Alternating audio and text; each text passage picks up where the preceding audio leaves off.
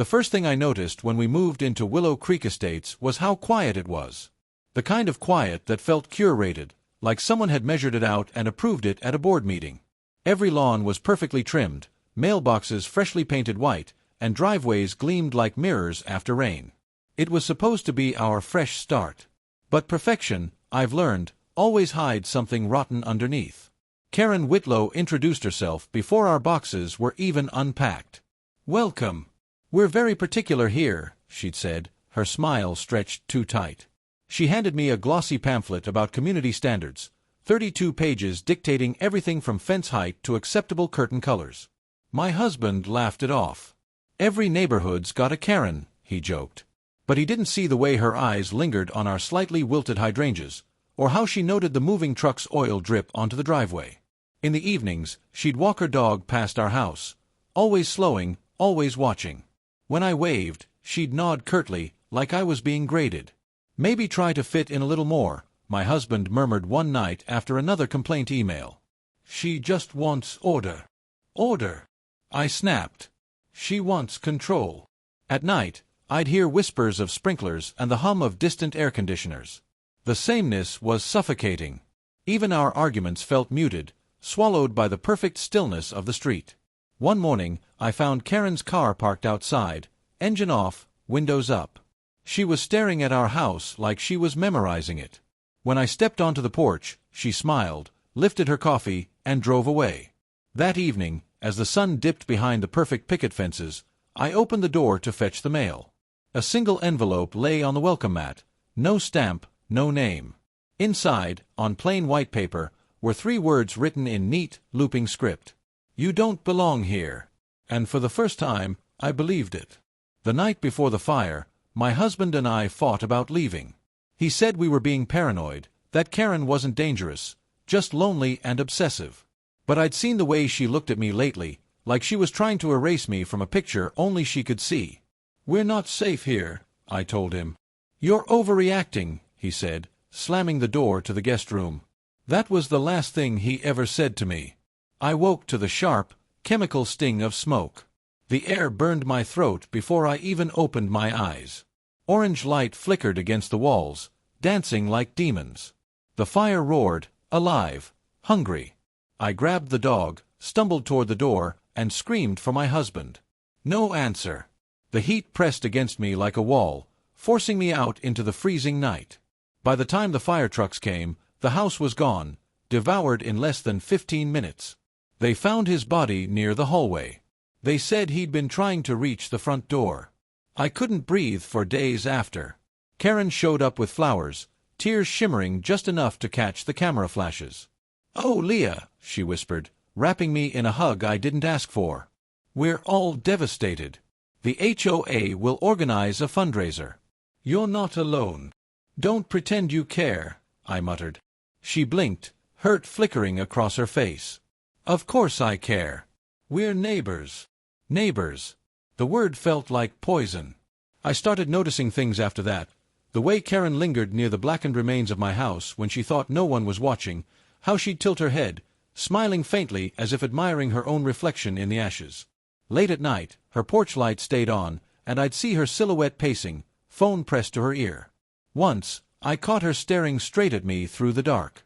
The fire marshal called the blaze suspicious. I didn't need him to tell me that. I could feel it in my bones. Karen sent me a message later that week. Everything happens for a reason. For the first time since the fire, I almost smiled, because I finally knew where to start looking. The investigation began quietly. 2 detectives, polite questions, and a clipboard I couldn't stop staring at. They said it was routine, but I could tell by their eyes they already suspected someone. Days blurred together. The smell of smoke still clung to my clothes, even after endless showers. I kept hearing the fire in my dreams, his voice calling, the crack of wood, the dog's frantic whining. Every night, I woke gasping. Every morning, I saw Karen's porch light still burning. A week later, Detective Ruiz called me in. "Mrs. Monroe, we found traces of accelerant near your front porch. The fire was deliberate." The room tilted. "You're saying someone set it?" "Yes, ma'am. You have an alibi, but we need to ask, anyone who might have wanted to hurt you." Karen's name slipped out before I could stop it. He didn't flinch. When they questioned her, she wore pearls and that same unnerving smile. "Leah's been through a terrible tragedy," she said sweetly. "She's confused. She's fragile." "I'm not fragile," I snapped from across the table. Karen turned to me, her eyes glassy and calm. "Grief does strange things. I just hope she gets help." The detectives exchanged glances. For a second, I wondered if they believed her. Later, I saw the evidence photos, emails Karen sent to HOA members, lines dripping with venom. "She's bringing chaos. She doesn't respect our rules. We can't have people like that here." My hands shook reading them. But outside, neighbors still waved at her, still brought her casseroles and sympathy. "Poor Karen," they whispered. "She's trying to help that poor widow." I stopped trusting my own thoughts. Maybe I was losing it. Maybe I'd left a candle burning. Maybe he'd. No. One night, I stood at the blackened remains of my porch, cold wind cutting through my jacket. From across the street, Karen's silhouette appeared in her window, still, unmoving, watching. When the detective called again, his voice was low. "We're pressing charges, Leah. We've got enough to bring her in." For a moment, I didn't breathe. Then, for the first time since the fire, I felt the faintest flicker of warmth. The courtroom smelled like disinfectant and fear. Months of hearings had drained me. I was a shell in a black dress, clutching tissues that stayed dry. Karen sat across the room, her posture perfect, pearls gleaming under the harsh fluorescent lights. She looked like she was attending a luncheon, not her own sentencing for arson and manslaughter. When I took the stand, my voice trembled but didn't break. I told the jury about the fire, the screams, the heat, the smell of burning paint. About the nights I'd seen her watching, the emails, the whispers. She never looked at me once. Only when the judge read the verdict, guilty on all counts, did she finally turn. And she smiled.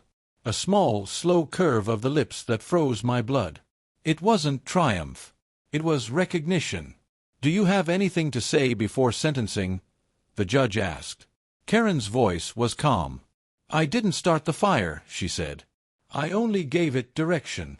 The courtroom murmured. The judge silenced them with a gavel. "She's lying," I whispered. Karen's eyes flicked to me.